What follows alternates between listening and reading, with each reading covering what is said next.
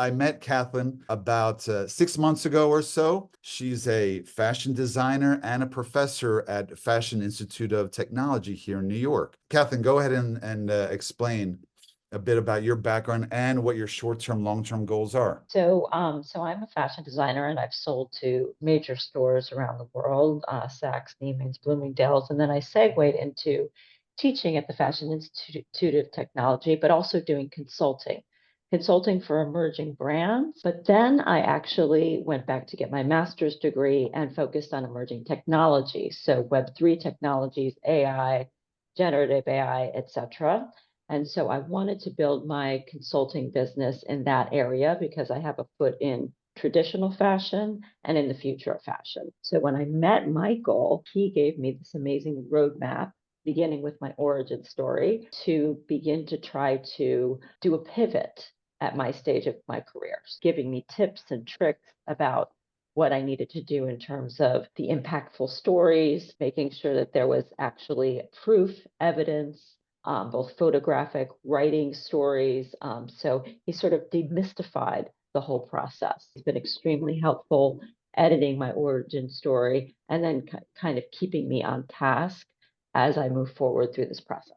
Kathlin also wants, as in building up her own consultancy, to develop thought leadership. And we've discussed how you could potentially do this. Here is your platform, and you recently organized an event on Right. AI and the Yes. role that AI is playing in fashion. And you told me yesterday about your students' reaction. And that they're terrified it's going to take their jobs. Yes. So then she sees that the younger generation, or maybe in general, the industry is worried about, hey, maybe AI is going to be hijacking the entire profession, maybe driving us out of business as humans. And Kathlin Yes. has some ideas, some opinions about this, some analysis, which is what? Which is basically that it's a tool, sort of like when we went from horse and wagon to the automobile. So there were resistors who thought the automobile was, the demon and terrible, and, everyone was going to lose their jobs. Well, it's really a tool just to augment and make your life easier and be more efficient. So there's no reason to be afraid of it. You have to embrace it, learn about it, and then integrate it into your workflow. Now, here's what I suggested, okay? As you see, Kathlin is on the front lines of fashion design and emerging technology. But how to prove that she's on the front lines? So I said, there you go. You should write about this as an opinion piece. And what I suggested for those of you keen to develop your thought leadership, I said, Kathlin, if you were to develop a discipline, once a month, you say, I'm going to write, I'm going to post a piece with my thoughts, opinions, analysis, commentary, 2, 3, 4, 500 words on some timely issue, an article, a report, a news event, something that you yourself are involved with. After 1 year, you have 10 or 12 pieces. Then when you send off a cover letter, proposals, and you're pitching yourself to clients, you can say, for samples of my thought leadership, click here, here, here.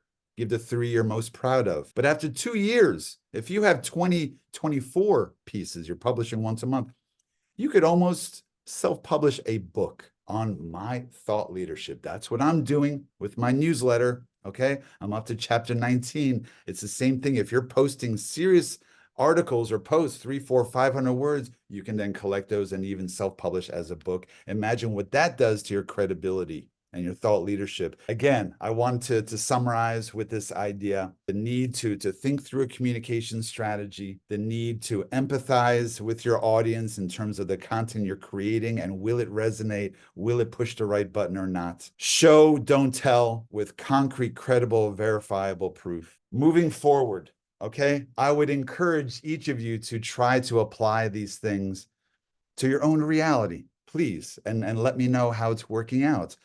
Now, speaking of which, if you want me to assist you, to coach you through creating this content, to give you feedback, you can contact me directly for a 1-hour consultation. I even have a curriculum for one-on-one private individual coaching, 10, 12 hours. I can help you create your first piece of thought leadership, your origin story, your impact stories, and feel free to reach out to me if I can assist you in any way. Okay? Thank you very much, and happy brand building.